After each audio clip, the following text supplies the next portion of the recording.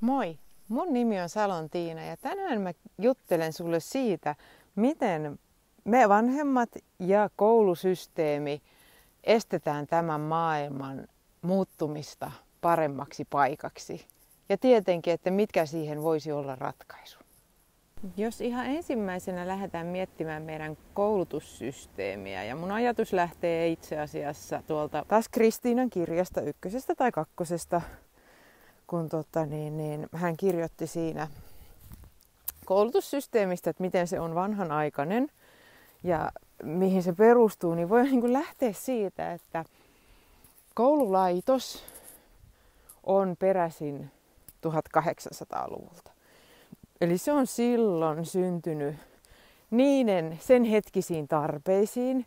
Eli on ollut hirveän tärkeää yhtenäistää porukkaa, luoda kaikille mahdollisuus tiettyyn koulutustasoon,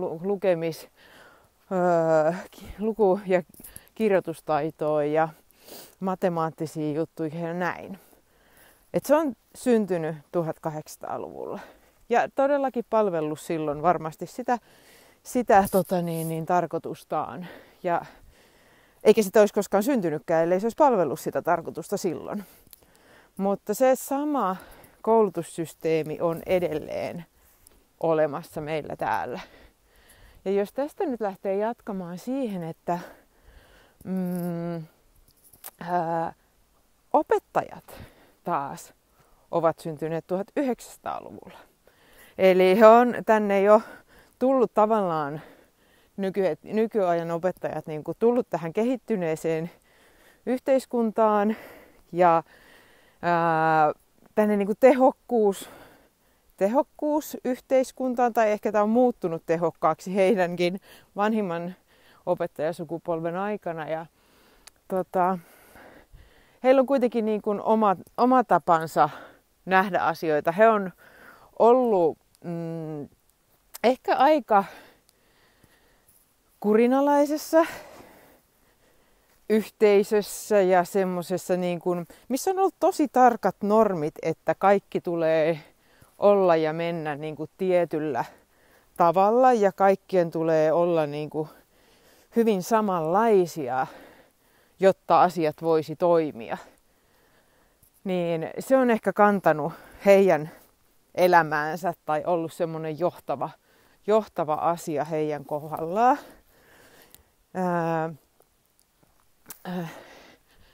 Ja nyt jos tästä jatkaa eteenpäin, niin tosissaan nykyajan lapset ovat todellakin syntyneet 2000-luvulla.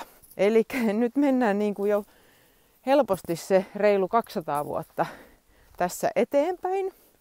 Ja maailmassa on tapahtunut ihan hirveän paljon. Nyt eletään tätä digiaikaa enemmänkin ja niin kuin sitä, että meillä on hyvin paljon erilaiset haasteet ylipäänsä, mutta se mitä se tarkoittaa niin kuin lasten kannalta, niin nykyajan lapset, kun ne syntyy tähän tietoyhteiskuntaan, missä tietoa on tarjolla joka paikassa koko ajan ja ärsykettä aivoille niin kuin huomattavasti paljon enemmän kuin vaikka meillä heidän vanhemmillaan on koskaan ollut. Niin se päivittäinen ärsykemäärä, niin se on ihan hirvittävän iso se ero. Mutta se ei mennä nyt tähän digiaika- ja ruutuaika-asioihin tai tämän tyyppisiin, vaan enemmänkin nyt siihen, että ne on tosissaan 2000-luvulla syntyneitä ja heistä jo huomattava osa itse asiassa omaa aika avoimen tietoisuuden tason ja laajan tietoisuuden tason. Mahdollisesti huomattavasti laajemman kuin vaikka esimerkiksi opettajansa tai vanhempansa, jotka on niin kuin opetettu ja kasvatettu hyvin jäykkään kristilliseen yhteiskuntaan ja niin kuin kristillisten normien ja saman hyvin tämmöisen ehkä jäykkään, sanoisin, jäykkään yhteiskuntaan. Ja sitten se, että mitä se niin kuin tarkoittaa tänä päivänä tuolla koulumaailmassa. Nämä on niin kuin, mun mielestä jotenkin, mulla on jäänyt niin elävästi mieleen viime vuonna mun toisen pojan luokanopettaja, joka lausahti tällaisen lauseen. Ensimmäisessä vanhempainillassa hän oli vielä uusi opettaja heille, että me saadaan kasvatettua näistä lapsista hyviä yhteiskunnan jäseniä. Eli jotenkin siitä huokuu semmoinen, että nämä kaikki täytyy saada siihen yhteen ja samaan boksiin. Heidät pitää saada siihen muottiin, että he kuuntelevat, mitä heille sanotaan. He tottelevat, mitä heille sanotaan. He ovat siinä muotissa, että aina joku heidän ulkopuolella tietää paremmin ja enemmän kuin he itse. Ja tämä on niinku se, mitä mun mielestä tuo meidän koululaitos tällä hetkellä lapsille tekee ja yrittää tehdä.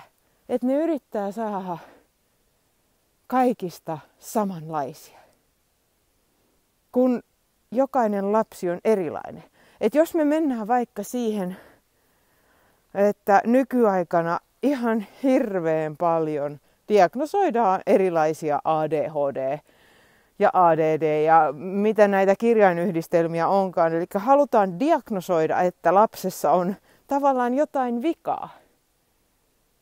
Lapsessa on jotain vikaa, koska hän ei sopeudu siihen meidän systeemiin, mikä on itse asiassa luotu 1800-luvulla. Mutta miettikää tätä, että jos me halutaan muutosta tähän maailmaan, mitä mä niin kuin uskon, että joka ikinen meistä haluaa, jos me mietitään, että minkälaisessa tilassa tämä maailma tällä hetkellä makaa, on sotia, on korruptiota, on niin kuin itsensä omaa napaa ajattelevia ja niin kuin, että rikkaat rikastuu ja köyhät köyhtii, niin eihän meistä kukaan normi-ihminen sitä enää halua. Mutta jos me kasvatetaan lapsia kopioksi meistä itsestämme, lapset on tulevaisuus, niin mitä sitten, jos me kasvatetaan heistä meidän kopioita, niin eihän tämä ikinä voi muuttua. Kaikki pysyy samana niin kuin tähän asti. Ja tässä tullaan niin kuin siihen, että onko vaikka ADHD, niin onko se lapsen joku niin kuin kehityshäiriö tai niin kuin vika ja huono juttu, vai onko se systeemin luoma? Jos se lapsi ei sovi siihen systeemiin, niin onko se mukaan lapsen vika vai onko se tässä kohtaa systeemin vika? Et se, mitä Kristiina paljon puhuu kirjoissaan, on se, että kun lapsilla on jo se laajempi tietoisuus ja lapset tietää, mitä ne on tänne tullut tekemään. Mutta ne surkastuu, ne pienennetään, niitä tuijonnetään siihen samaan boksiin, että kerrotaan mitä saa tehdä, miten saa ajatella, opetetaan asioita, jotka ei nähtävästi hirveästikään pidä edes paikkansa, joka sotii heidän tietenkin sitä sisäistä maailmaansa vastaan, koska jokainen tietää totuuden sisimmässään. Mutta toisaalta myös se, että lapsilla on ne omat ominaisuudet, niin kuin meillä kaikilla aikuisilla myös, että me ollaan tultu tiettyä asiaa tänne jakamaan. Ja jos me ei anneta lasten löytää niitä ja pelata niillä omilla vahvuuksillaan, jos me diagnosoidaan se ADHD, laitetaan sille se lääkitys, että hän käyttäytyisi ja olisi näiden meidän normien mukaisesti, niin mitä se lääkitys tekee? Se blokkaa jotain aivojen osaa tai jotain hermoston osaa, mikä on heitä. Niin mitä jos tämän asian kääntäisikin niin päin, että systeemin tarvii muuttua? Systeemiin tarvii tulla joustavuutta. Me ei voida opettaa vaikka koulussa nimenomaan samaa asiaa samassa järjestyksessä, samassa aikataulussa jokaiselle lapselle.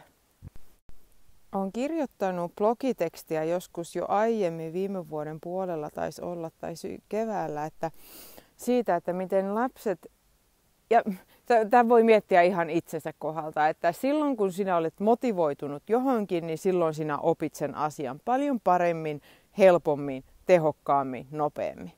Eli jos koulusysteemi pystyisi joustamaan sen verran, että on tiettyjä asioita, mitä vaikka koulun koko ajan kuluessa tulisi oppia, mutta me voitaisiin hyödyntää ne lasten vahvuudet.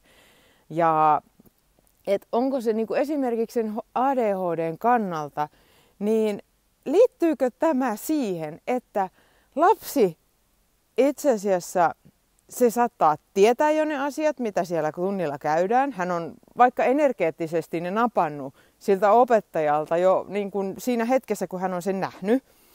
Tai hänessä on niin paljon sisäistä tietoa, tai hänessä on ollut niin paljon intoa, että hän on opetellut sen asian jo. Tai mikä tahansa se syy onkaan, että häntä ei kiinnosta, se on liian hidasta se tapa, millä opetetaan. Tai häntä ei vaan kiinnosta just se asia, mutta hän on valtava lahjakas jossain muussa. Ja hän tietää, mitä hän on tullut tänne tekemään. Ja mitä jos se koulusysteemi tukiskin sitä, että jokainen löytäisi sen, mitä on tullut tänne tekemään. Koska aika moni, vähintäänkin kakkosluokkaisesta eteenpäin, on varmasti sen jo kadottanut. Todennäköisesti jo nuorempanakin, koska meidän tämä systeemi alkaa jo paljon nuoremmasta päiväkoti-iästä ja näin päin pois.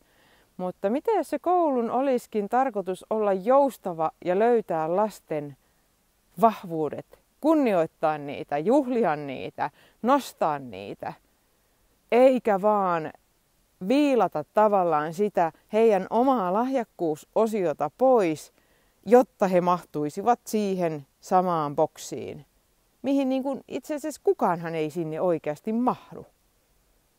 Mutta kaikki yritetään tasapäistää. Human design on tässä yksi hyvä työkalu.